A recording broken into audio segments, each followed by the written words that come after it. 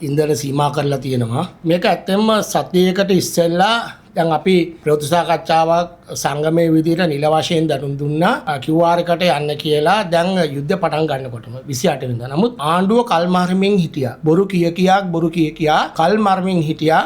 මේක ක්‍රියාත්මක කරන්න නැතුව. දැන් මේ වන විට මේ කට ගාවටම ඇවිල්ලා තියදී තමයි ව්‍යාපෘතිය කරන්න සැලසුම් කරලා තියෙන්නේ. ඉතින් ආණ්ඩුවක් විදියට බලධාරීන් ප්‍රවාහන නිලධාරීන් දැනගන්න ඕන මෙවැනි අර්බුදයක් එනවා නම් ලෝකෙ පිළිබඳ අර්බුදයක් මෙහෙම එනවා නම් ඒකට සූදානම් විය යුතුයි. මේක කට ගාවටම ඇවිල්ලා තමයි දැන් මේ තීන්දුව ගත්තේ. එතකොට දැන් මේ වෙන විට QR ක්‍රමය අපි කියන්නේ දැනට පසුගිය කාල සමයේ කරපු QR ක්‍රමවේදය දැන්ට QR කාඩ් එක අපි ගාව තියෙනවා. ඒ කියන්නේ ඒක අපි භාගත කරගත්ත QR එක තියෙනවා. ඒක අපිට ඉම්ප්ලිමන්ට් කරන්න කටයුතු කරන ඒක ක්‍රියාත්මක කරන්න කටයුතු කරන එක තමයි වඩාත්ම යෝග්‍ය. මොකද එදා අපිට ඉන්ධන ප්‍රමාණය අවශ්‍ය ප්‍රමාණය ගාන්ටම හදලා තිබුණා. විශේෂයෙන්ම ප්‍රවාහන අධිකාරී කොමිෂන් සභාව හරහා ඒ අවශ්‍ය ඉන්ධන ප්‍රමාණය QR කේතය හරහා ඒ අපිට ලබා දෙන්න කටයුතු කරලා තිබුණා. අලුතෙන් ඒක අපිට කරන්න නැවත වරක් ඒක අප්ලෝඩ් කරගන්න විතරයි අවශ්‍යතාවය තියෙන නිසා අපි විශේෂයෙන් කියන්නේ දැන් අපි දැක්ක ලංගම හරහා ඉඳන් ලබා දෙන්න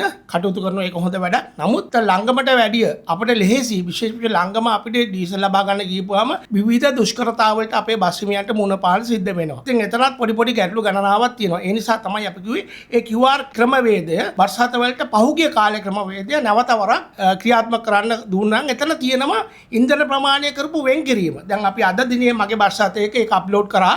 එතකොට අවශ්‍ය ඉන්ධන ප්‍රමාණය ඒ ධාවනය කරන්න ඕනේ ඉන්ධන ප්‍රමාණය එක සටහන් වුණා. ඒ නිසා කරුණාකරලා අපි කියන්නේ ඒක නැවතවරක් ක්‍රියාත්මක කරන්න බලධාරීන් කටයුතු කරන්න. දැන් බස් ගාස්තු සම්බන්ධයෙන් අපි දැන්ට තාමත් අපි එහෙම සාකච්ඡාවක් තාම තීන්දුව කරලා නැහැ ඉදිරියේදී මොනවද කරන්න කියලා. නමුත් බස් ධාවනය කරන්න අවශ්‍යයි.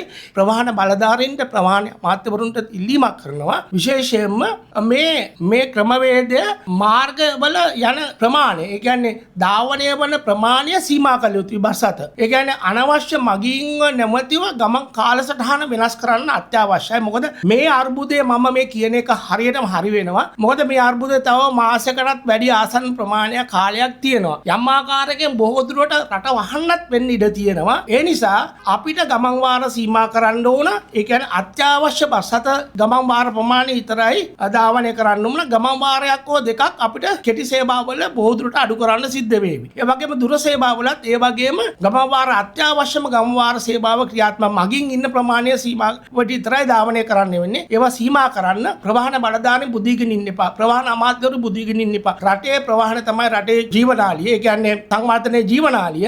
ඒ නිසා මම ඉල්ලීමක් කරනවා කරුණාකරලා දැන්වත් වැඩ කරන්න. මේක මේ කටට ඇවිල්ලානේ මේක ක්‍රියාත්මක කරේ. මම මේක දැන් දවස් 10කට 12කට සතියකට සති දෙකකට ඉස්සෙල්ලා මම කිව්වා මේක. ඒ නිසා කරුණාකරලා දැන්වත් අනිත් දේවල් වලට මුහුණ දෙන්න කටයුතු කරන්න.